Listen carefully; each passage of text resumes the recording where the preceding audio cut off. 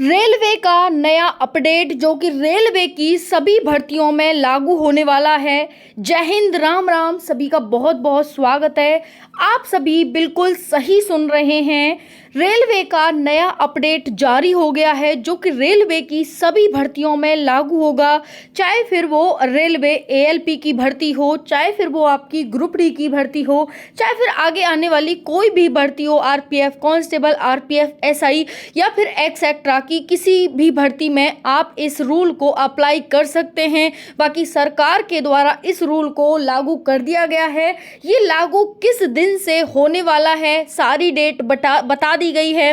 तो अगर आप संबंध रखते हैं रेलवे की किसी भी भर्ती से तो आपके लिए ये जो जानकारी है अहम होने वाली है, महत्वपूर्ण जानकारी आप सभी के लिए होने वाली है, क्योंकि कहीं ना कहीं आपके लिए ये जो लाभ है, ये जो नया अपडेट है, ये बहुत ज़्यादा फ़ायदा देने वाला है। क्योंकि साथियों, आप बहुत परेशान रहते हैं, फॉर्म भरते हैं, उसमें बहुत सारी गलतियां हो जाती हैं, बहुत ज़्यादा दिक्कतें आ जाती हैं। उसके बावजूद भी आप यहाँ पर बहुत परेशान रहते हैं कि भाई एक करेक्शन डेट आती है, करेक्शन कर देते हो, लेकिन फिर भी बाद में बहुत सारी परेशानियां, ये बनवाओ, ये करवाओ, वो करवाओ। तो अब इसका परमानेंट सोल्यूशन निकाल दिया गया है। ये जो आपकी भर्ती रहेगी, ये आपकी कब से लागू होगी, नया अपडेट कब से लागू होगा, किस किस भर्ती में लागू होगा, सारी जानकारी मैं आपको आज इस वीडियो में देने वाली हूँ। अगर आप चैनल पर पहली बार आए हैं तो चैनल को सब्सक्राइब कर लें, क्योंकि आपको एकदम ऑथेंटिक और रियल जानकारी प्रूफ के साथ दी जाती है, जो कि मैं आपको एक एक करके देने वाली हूं। चलिए शुरू करते हैं। रेलवे का नया अपडेट 2025, यह नियम रेलवे की सभी भर्तियों में लागू होगा।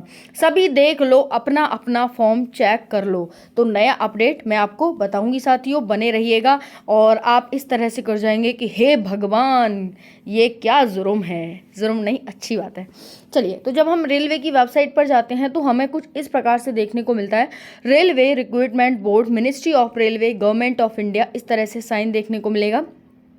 और यहाँ पर आपको बहुत सारे इंस्ट्रक्शंस या फिर बहुत सारे ऑप्शन देखने को मिलते हैं, जिसमें पहला है जनरल इंस्ट्रक्शंस, फिर है ऑनलाइन एप्लीकेशन, तीसरा है एप्लीकेशन हिस्ट्री और चौथा है यहाँ पर मॉडिफाई रजिस्ट्रेशन नंबर। तो देखिए, सबसे बड़ा जो अपडेट है वो यही है, मॉडिफाई रजिस्ट्रेशन नंबर। मतलब क्या है इसका, चलिए देखते हैं। जब हम इस पर क्लिक करते हैं तो हमें कुछ इस प्रकार से आगे ऑप्शन खुलने देखने को मिल जाता है, मॉडिफाई रजिस्ट्रेशन नंबर या मॉडिफाई रजिस्ट्रेशन डिटेल। यही हमने ऑप्शन खोला था, आप देख सकते हैं यहाँ पर मॉडिफाई रजिस्ट्रेशन डिटेल, और उस पर जब हम गए थे तो हमें इस तरह से एक नया ऑप्शन, नया पेज देखने को मिल गया था। ठीक है, आप सभी भी इसे चेक कर सकते हैं। अगर आप नहीं कर पा रहे तो मेरे कमेंट में बता देना, बाकी आप रेलवे की वेबसाइट पर जाकर इसे आप चेक कर सकते हैं। साथियों, यहाँ पर जो ये अपडेट आप देख रहे हैं, ये वर्क इन प्रोग्रेस, तो प्रोग्रेस में काम चल रहा है, लेकिन क्या काम चल रहा है वो मैं बता देती हूँ आपको। देखिए, यहाँ पर लिखा हुआ है कि this is functionally allows user to update their accounts detail including application full name, father's name, mother's name, date of birth, gender, email, phone number etc। ये इसका कहने का मतलब है कि जितने भी यूज़र्स हैं वो क्या है कि अपडेट कर सकते हैं, यानी चेंज कर सकते हैं। जब भी आप फॉर्म भरते हैं और उस टाइम पर आपसे कोई गलती हो जाती है तो आप क्या करते हैं कि आपको एक लिमिटेड समय दिया जाता है करेक्शन के लिए, लेकिन उसके बावजूद भी बहुत सारे साथी नहीं कर पाते हैं या फिर दोबारा में भी वो गलत अपनी डिटेल्स भर देते हैं। तो बाद में आपको दिक्कत समस्या ना आए, इसके लिए इन्होंने ये अपडेट आपको जारी किया है।